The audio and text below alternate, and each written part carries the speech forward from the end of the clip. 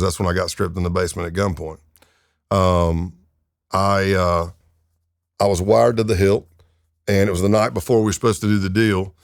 And I was called to come to the clubhouse, and I got there, and they hadn't finished church yet, and I was kind of a smart aleck. I was like, I told Joe Dogs, the president, I'm like, well, then what'd you call me over here for, And I didn't think nothing of it.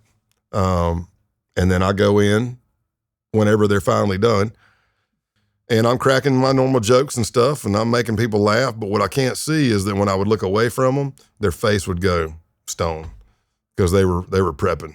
I'm pretty sure the entire church meeting was about me and this deal we were getting ready to do the next day. What we learned is that it had gone all the way to the top, like supposedly to the national president, who said, has anybody checked this guy? Which kind of defeats the whole argument of, we're not a criminal enterprise. Nobody knows what the other one's doing.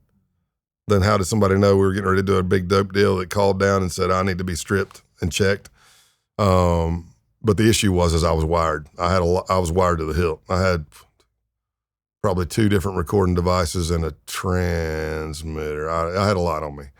And they, one of my so-called friends, my second closest connection at that point in the case was the enforcer. His road name was Clothesline, and he calls me in and he says, I'm sorry. He walks up to me at the bar and he says, "Hey Tex, you got a minute?" And I'm like, "Yeah." And then he walks me down to the one door I'd never been in, and it's a tight stairwell into almost a crawl space. It's not really a basement because it was so tight.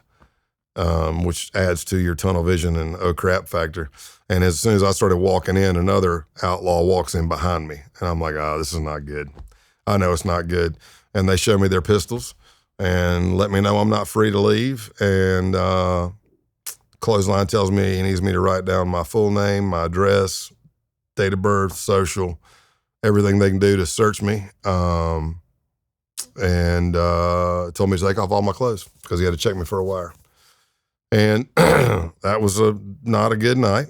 I'm standing there naked, and they check me, and I'm talking because I'm trying to not necessarily diffuse, but I'm trying to keep talking to not vapor lock, trying to at least, hey, tell me what's going on here, am I okay kind of thing. And he even tells me, he goes, "Man, trust me, if somebody accused me of being a Fed, I'd probably smash them in the effing mouth." And I'm like, "Well, I'm not happy." And he said, "I wouldn't be either." And he said, "But let me ask you something. I've got my doubts myself." He goes, "I know we've done a lot of stuff together, but I got my doubts myself. Wouldn't you be suspect if somebody came to your town and started doing all this stuff?" I said, "Yeah, if they came up to me." I said, "But I didn't come up to you. You guys called me." I'm like, "Look," I said, "Listen, if nobody wants," I'm going to say it again, "if nobody wants to do anything, we don't have to do anything. This deal's done. If you don't want to do it, don't do it." I said, "I'm doing this because I'm kind of laying that whole thing out. However, I don't sound like this when I'm talking because I'm scared and I'm panicking and I'm having that stress inoculation. I'm having that, oh crap moment. Everything is slowed down. My auditory exclusion is going whoosh, whoosh. That's what I'm hearing. Time dilation. Everything I see is in like screen grabs. It's like click, click, click. Feel your heart beating, hear it beating. Voice gets higher because your throat's tightening up. And as I'm saying all that, he finishes searching me from being naked. So I pull my pants back up. I think I put my boots on. I don't know if I had them on yet or not. And that's when he grabbed a piece of clothing. And when he grabs that piece of clothing, that piece of clothing did have a recording device in it, and he was working his fingers across it, call it kneading. He's kneading it, and he's working it, and you can hear on the recording me go, because I don't even know I do that because I'm just watching because I know I'm not from it. What am I going to do? I can't even stand up straight. But even if I make it past those 2 guys with 2 pistols and not knock myself out on the joist trying to fight, I go upstairs and there's 10 more outlaws with a locked door with deadbolts and steel bar across it, but he missed it. He missed it by a hair.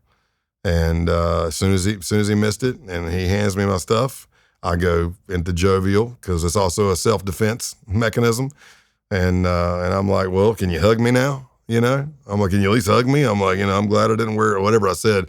Either I'm glad I'm wearing colored boxer briefs, or I'm glad I'm not wearing white, whatever. And then in Clothesline even says, he goes, yeah, this is scary. What we found out later on is that was their MO. We found out later that anytime they thought somebody was a snitch or a fed, they carried them down there and they stripped them and searched them. And there was one female they did it to. They even put a knife to her throat. So I'm like, okay, well, I didn't get the knife, but I did look for plastic on the floor. And I told him, I said, well, I was looking for plastic. I said, had I seen that, I don't know. I would have tried something because I know that wouldn't have been good. You know? How'd you find out about all the other people that they did that to? Did they tell you afterwards? Just the case team working law enforcement, just traditional law enforcement stuff. It might be maybe that girl reported it. Maybe she got picked up for a charge and she was being debriefed and who knows? It could be, but it's just law enforcement. Good old law enforcement work. So you had recording devices on you, like, and I'm just thinking this is 05, 06, so I'm sure technology, it was probably better then, but I'm sure it's way better now in terms of, you would think. You could probably have like a little button camera or something now, but this was something like he should have felt it, sort of thing. If he would have kept going with his fingers, yeah, he would have felt it, and it would have, it wouldn't have been good. I don't know. I mean, again, I don't know what I would have done. I mean, everybody always asks, what would you have said? Well, there was one thing I would have said, because when he grabbed my clothing, he said, hey, I'm not going to find anything here I don't want to, right? Like some pictures of my old lady. I think he said naked pictures of his old lady. My response was, because I'm freaking out, you can hear it, if you hear the recording, it's like, I'll go, I don't know, I hope not. I'm like, I hope not. And I would have said, if he would have said, what is this? I probably would have said, I don't know, some naked pictures of your old lady. The only other thing I had was I would have said, hey, the gig is up. I'm an undercover FBI agent. I can walk out of here and we can see each other in court, or all hell's getting ready to break loose. Do you think that would have killed you right there? I don't know. I'm sure if we talk to them now, they'd be like, oh, we were just messing with you. But who knows? I don't have a crystal ball. I know I didn't feel good. I know it didn't feel right. I knew it was bad. But if they'd have found something, would they have said, get the hell out of here? Would they have just beat me down? I don't know. I'm glad I didn't have to find out. Yeah, but just like given what you know about those guys, you spent a lot of time with them. I know Clothesline was capable of shooting and killing somebody because he told me of several instances where he tried to kill somebody and the gun didn't fire, or he almost got killed on a home invasion and luckily the guy's gun didn't fire. And so, yeah, I mean, it's there. But I also found out after all that happened, because Clothesline's the only one that didn't show up the next day to do the deal, and I took it personal. Shouldn't have. I mean, I'm Scott Payne, the undercover FBI agent, not Scott Calloway, the real high-ranking member of a international theft ring, now getting back into the big dope game. But the next time I came back in town, everybody knew that we were going to have to settle it man to man. And what I found out from Clothesline is that he felt so bad for having to do that to me that he got trashed that night out of his mind and just passed out and slept through the whole thing the next day. That's how bad he felt for having to do that to me. So that kind of sucked too, because once he told me that, I was like, oh man, this dude really does like me, So there's things you got to deal with. I'm not saying I dealt with them great. I'm not saying it still doesn't hurt, It's like, or making me feel bad, but I also took an oath, and I'm a law enforcement officer, and I'm doing my job. And if you want to look at the old Bugs Bunny cartoon where the sheepdog Ralph clocks in, and it's the coyote, Sam. It's like, morning, Sam, morning, Ralph. They clock in. All day long, this one tries to steal the sheep. All day long, this one protects the sheep. They fight. At the end of the day, they clock out. See you in the morning, Sam. See you, Ralph. I mean, that's kind of, it's the game, really, They're trying to do illegal stuff and not get caught, and we're trying to catch them. What's up, guys? Thank you so much for taking the time to watch the interview. If you got anything out of this video at all, please like the video, leave me a comment, tell me what you thought of the video, tell me who you'd like to see on the show. I really appreciate the support. It goes a long way on these platforms, as you guys know. Most importantly, I have some excellent interviews coming up in the future that I'm really, really excited about. So please subscribe to the channel so you don't miss any of them.